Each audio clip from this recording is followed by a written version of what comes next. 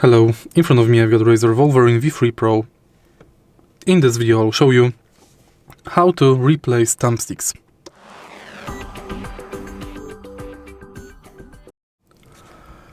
This controller has two replaceable thumbsticks in the set. To replace them, simply pull them up, and now you can place new thumbstick in way of this one. But before, take a look here. On the side of each thumbstick we've got this tiny dot. This dot indicates the position, how you should place it back.